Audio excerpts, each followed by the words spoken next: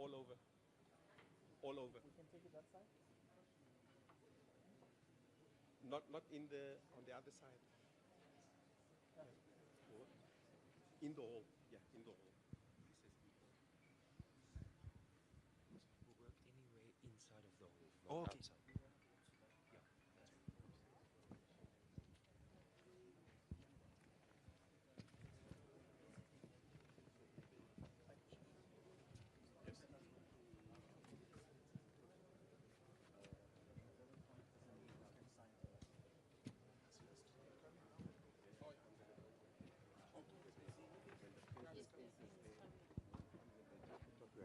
Okay, yeah. Because we need to announce. Yeah, I'll wait here. 2 minutes. I'll wait here. Let's move EE.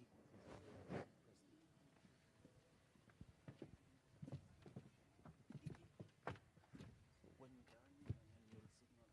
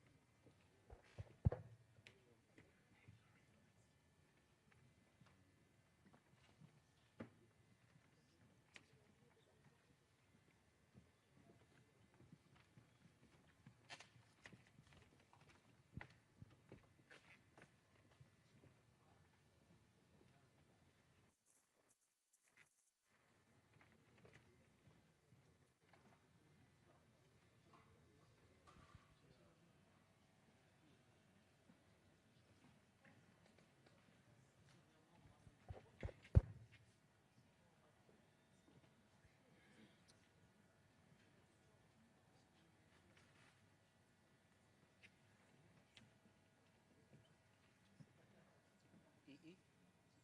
Not. EE? So minister will use this one.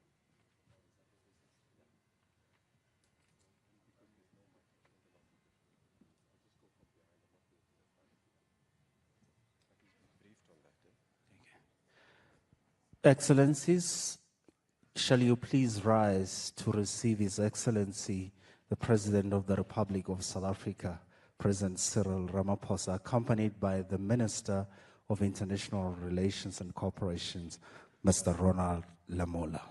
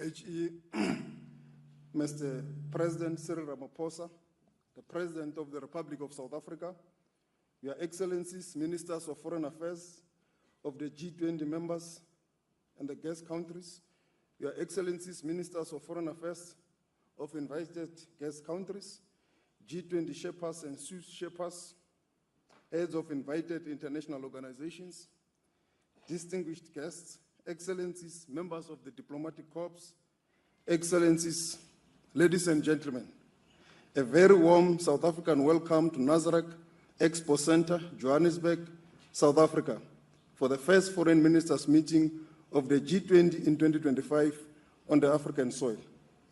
It is also the first G20 Foreign Ministers meeting happening in the African continent. We have no doubt that during your stay in our beautiful country, you will experience its captivating beauty, as well as the warmth, friendly, and the diversity of its people. We are gathered here in the hall named Under the Tree. In African folklore and communities, we gather under a tree to have difficult conversations that challenges us. I hope that this hall will present a good platform for all the G20 participants to engage robustly to find solutions to global challenges. Let me first take this opportunity to thank His Excellency Ambassador Mario Vieira, the Honorable Minister of Foreign Affairs of the Federal Republic of Brazil, for hosting me and my delegation during the G20 handover ceremony in Brasilia, which took place immediately after the successful Leaders Summit that was held in Rio de Janeiro, Brazil, in November last year. South Africa continues to look forward to your guidance as members of the Troika as we navigate through our G20 presidency. In the same breath, I would like also to welcome the incoming member of the Troika, the United States of America. We are confident that this new Troika will be a source of wisdom as we seek to steer the work of the G20 to a successful conclusion. South Africa looks forward to your support and continued contribution. As we have seen in the program that has already been circulated, our meeting today commences with this opening session as well as two main sessions. In the first session, we will discuss the global geopolitical situation, while in the second session, we will deliberate on South Africa's G20 priorities and high-level deliverables.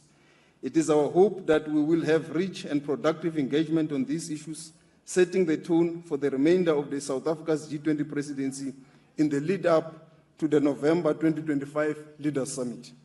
We are honored by the presence of the President of the Republic of South Africa, His Excellency Mr. Matamela Cyril Ramaphosa, whom I have the pleasure to introduce to you to deliver his welcoming address. Mr. President, over to you, sir.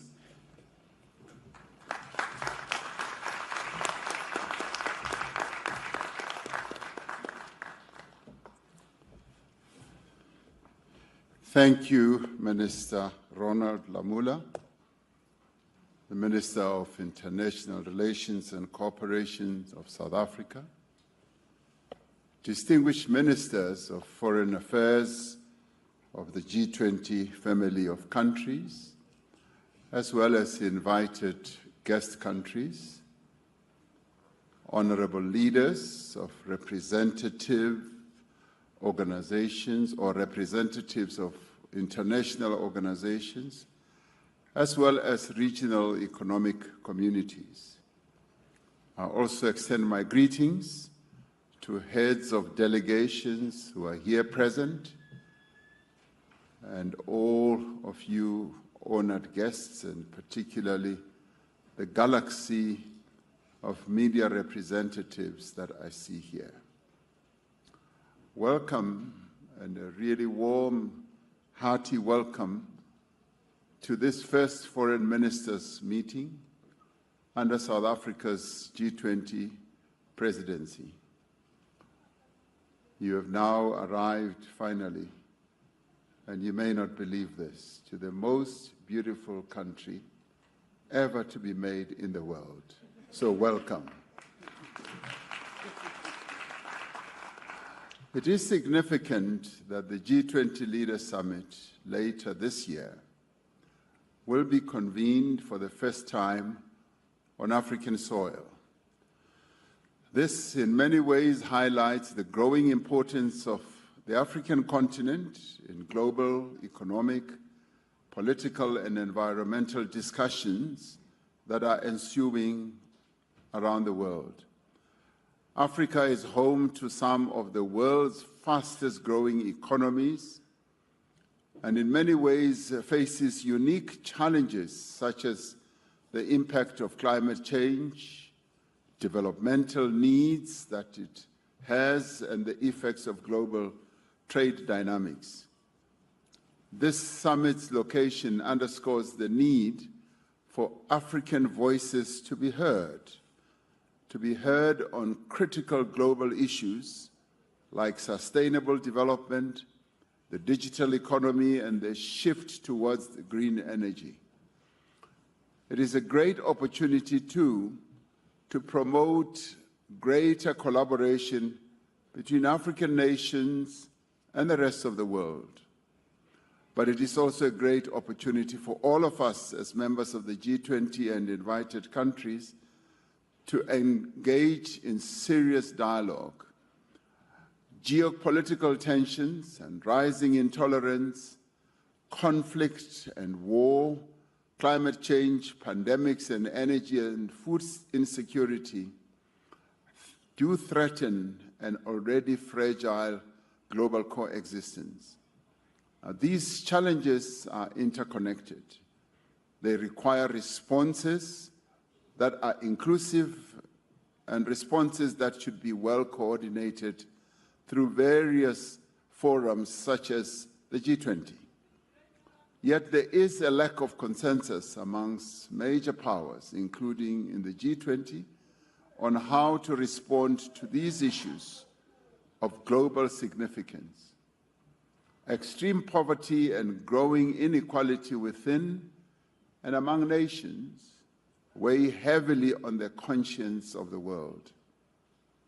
We are just 5 years away from 2030, the deadline for achieving the Sustainable Development Goals as adopted by our United Nations. As the international community, we committed ourselves to this very ambitious agenda to end poverty and hunger, to protect our planet, to achieve greater equality, also gender equality, to have universal education, health coverage, and to promote decent work and sustainable economic growth. Our commitment to achieve these targets, we must not waver from trying to achieve them. The nations of the world look to the G20 for leadership, for inspiration, and for guidance on the most pressing issues confronting our world, more so now at this time in the history of our world.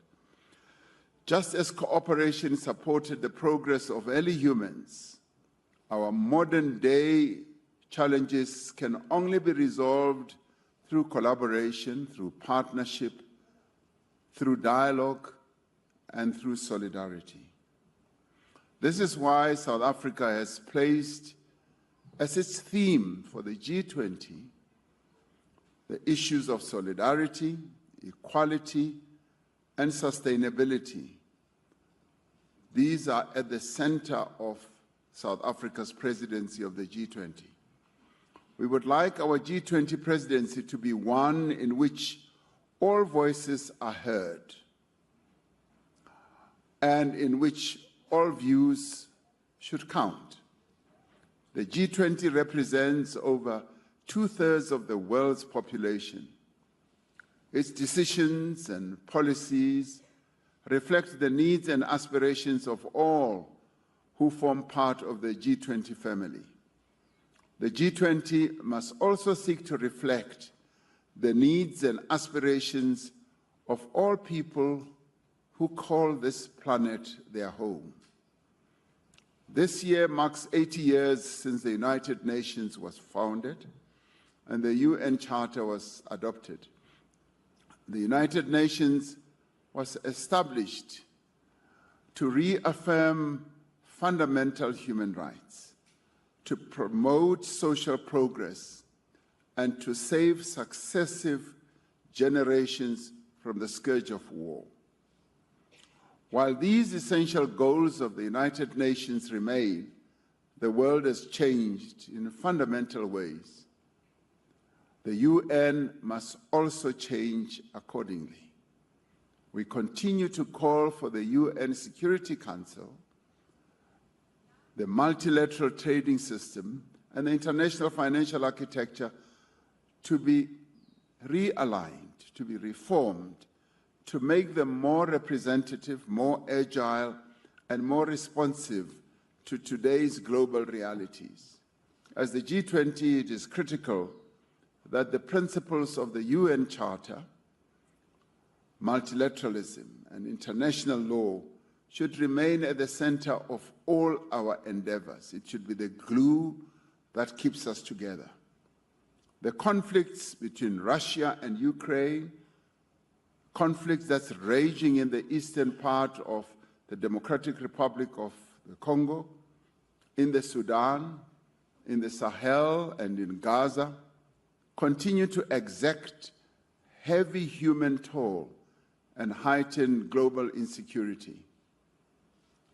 South Africa welcomes the ceasefire agreement reached between Israel and Hamas as a crucial first step towards ending the severe humanitarian crisis faced by the Palestinian people in Gaza.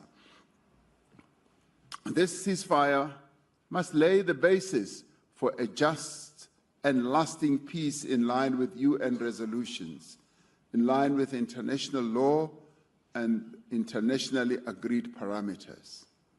As the G20, we must continue to advocate for diplomatic solutions to conflicts.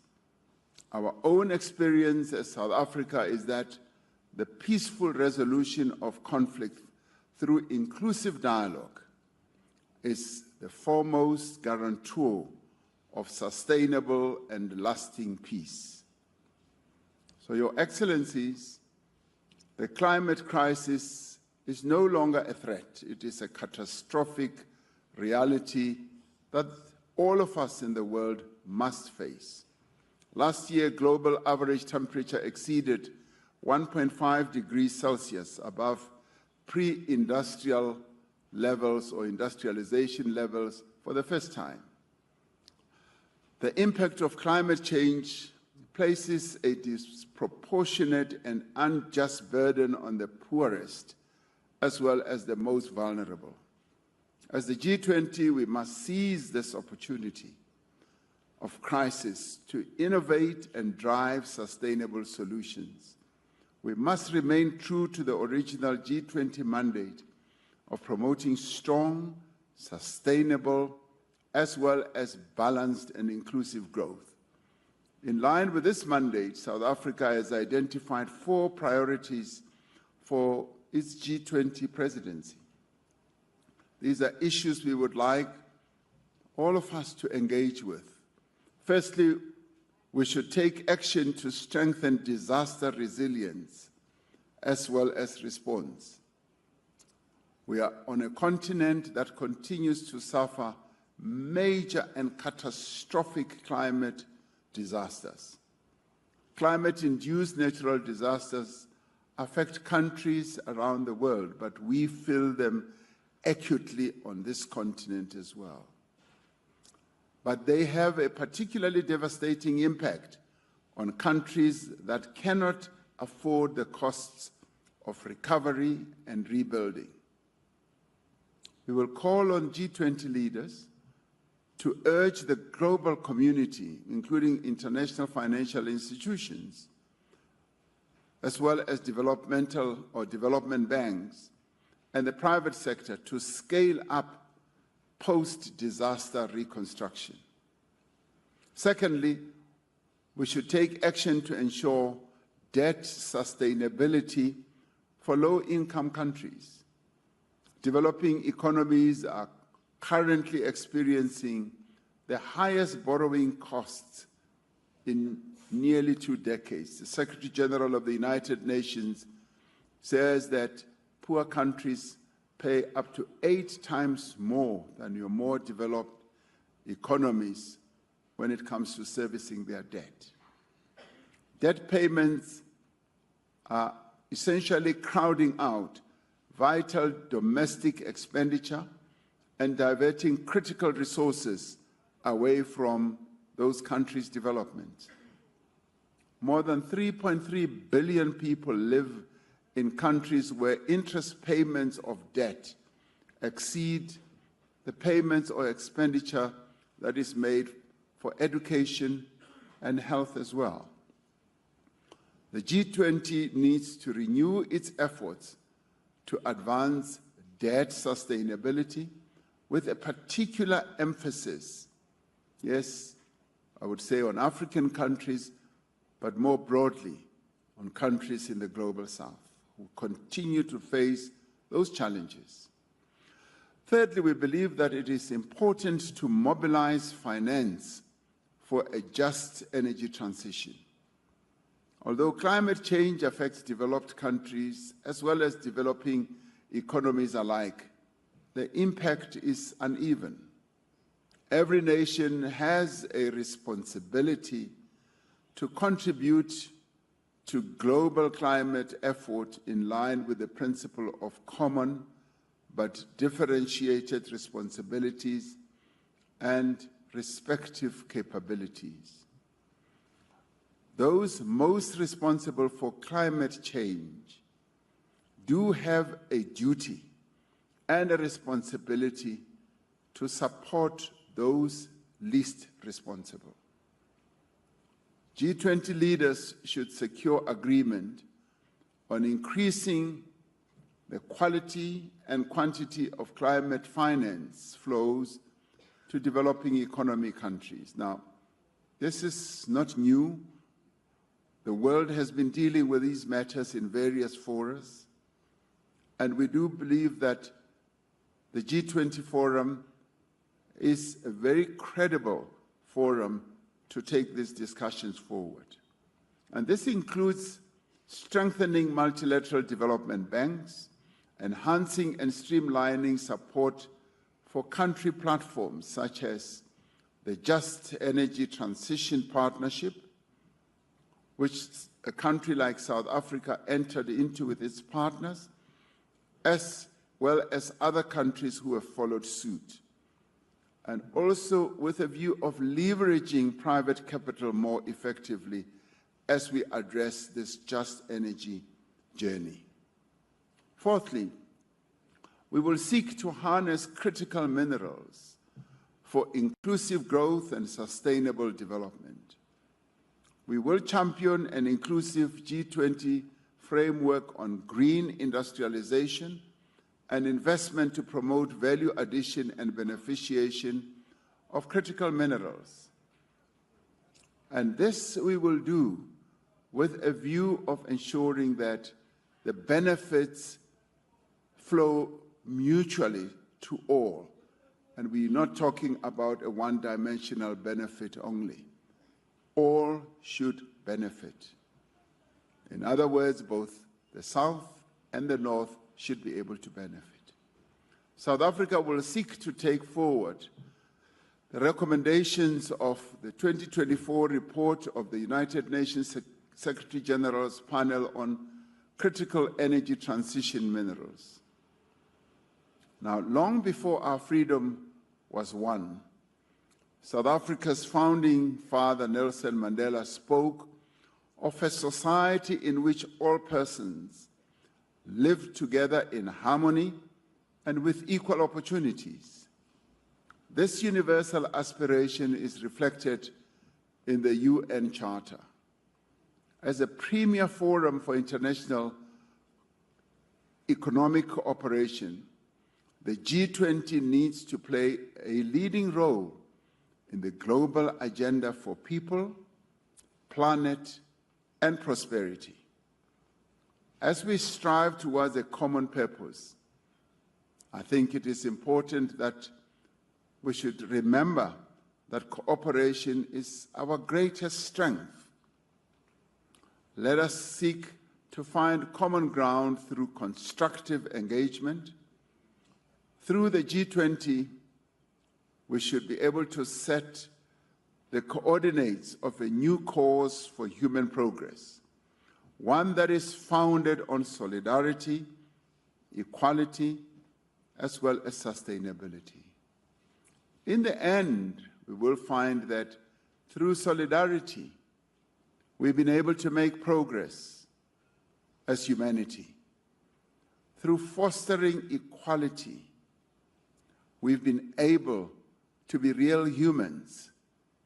And through engendering sustainability, we have a better future as humans on this planet ahead of us.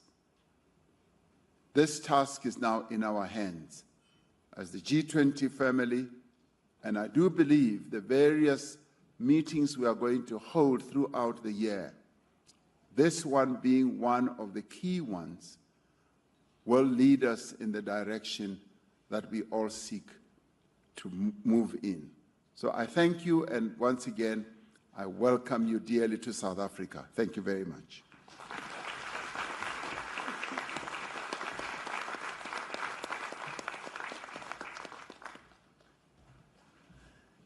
Thank you very much, ladies and gentlemen. We will now have a tea break for 15 minutes, and we will come back to proceed with our agenda.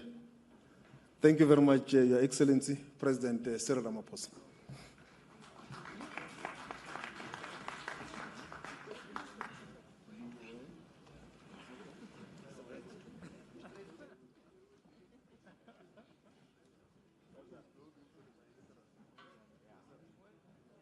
We are going forward.